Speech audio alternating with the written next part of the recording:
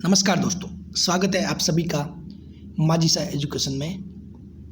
तो आज के इस वीडियो में अपन बहुत ही एक इम्पोर्टेंट कॉन्सेप्ट के बारे में बात करेंगे, difference between permittivity and permeability. Okay, तो सभी को पता होता है, जो भी इंजीनियरिंग कर रहे हैं उन सभी को पता है मैक्सिमम को, ठीक है। लेकिन कहीं ना कहीं इस दोनों को लेकर कन्फ्यूजन रहता है, धुंधलापन रहता है, ठीक है, कॉन्सेप्ट क्लियर नहीं होता। तो इस वीडियो में पूरा मैं ढंग से एक एक डिफरेंस मैं आपको बता दूंगा। पहले तो इस परमिटिविटी को हिंदी में बोलते हैं विद्युतशीलता। क्या बोलते हैं? विद्युतशीलता, ठीक है, विद्युतशीलता। वैसे के वैसे परमिबिलिटी इसको बोलते हैं चुंबकशीलता। क्या बोलते हैं?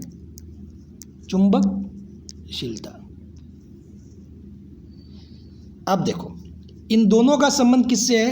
इलेक्ट्रोमैग्नेटिक थ्योरी से, यानी कि विद्युत चुंबकीय, ठीक है, इलेक्ट्रोमैग्नेटिक थ्योरी से इन दोनों का संबंध है।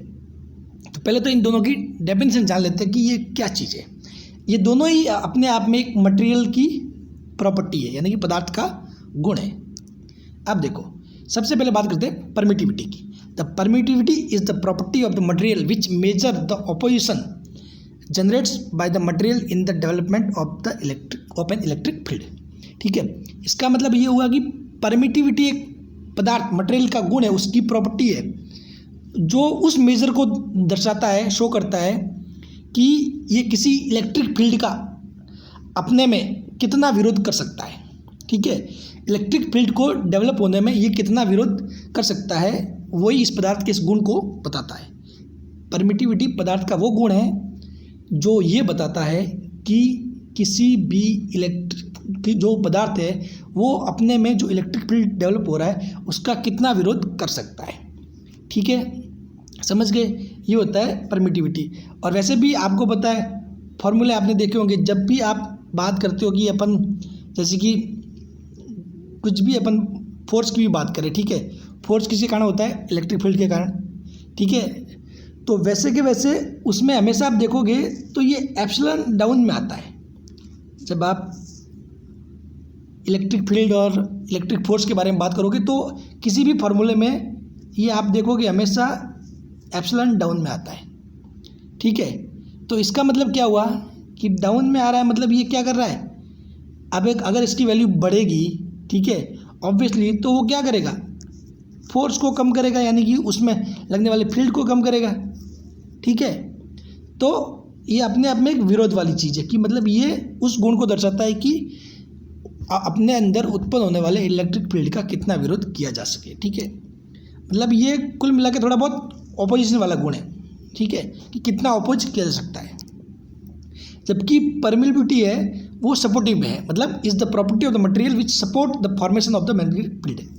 ठीक है, मतलब उसके जो किसी भी पदार्थ में कितना मैग्नेटिक फील्ड फॉर्मेशन हो सकता है, मतलब बनने को एक तरीके से सपोर्ट करता है। ठीक है, जबकि वो परमिटिविटी क्या करता है? इलेक्ट्रिक फील्ड का विरोध करता है। ठीक है, जबकि परमिबिलिटी क्या करता है? सपोर्ट करता है। और आपने देखा होगा कि जो भी अपने बी वाले फार्मूले होते हैं जो अपन निकालते हैं, जैसे कि म्यू नॉट, हमेशा देखा हुआ ना 4 पाई, ठीक है, I1 I2 कुछ भी ऐसे, तो हमेशा म्यू नॉट ऊपर आता है। ठीक है, इसका मतलब ये क्या है? सपोर्टिव में है, इसकी वैल्यू बढ़ेगी तो ये बी भी बढ़ेगा। अब देखो, अब आगे और भी डिफरेंस है बहुत सारे, वो अपन जानते हैं। अब देखो, सबसे इम्पोर्टेंट, इसकी ऐसा यूनिट क्या होती है? फैराडे पर मीटर। सॉरी, नो, ये गलत है, फैराडे नहीं होगा, फैराड पर मीटर होता है। ठीक है, फैराडे तो वो अलग ही यूनिट है, ठीक है, और फैराडे एक लॉ भी है और एक यूनिट भी होती है। ठीक है, बाकी इसका है फैराड पर मीटर, यानी कि फैराड किसका होता है? कैपेसिटर का, तो फैराड पर मीटर, क्योंकि इसका संबंध किससे होता है? कहीं ना कहीं कैपेसिटर से। ठीक है, जबकि जो परमिबिलिटी है जिसको अपन इसको लिखते हैं म्यू से, ये मतलब मैं आपको बता देता हूँ, इसको लिखते हैं एप्सिलॉन से।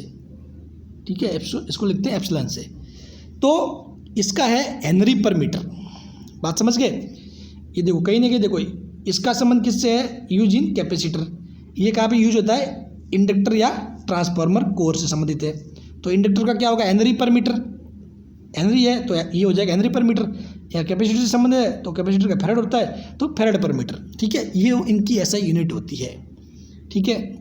अब देखो ये जो गुण है, जो परमिटिव वाला गुण है, वो पदार्थ में पोलराइजेशन यानी कि ड्यू टू जो मटेरियल में ये गुण उत्पन्न होता है वो पोलराइजेशन के कारण उत्पन्न होता है। This property is due to polarisation of material, जबकि ये वाली property due to magnetisation of material. ठीक है। अब फ्री स्पेस की बात करें तो इसका होता है फ्री स्पेस का 8.85 इंटू 10⁻12।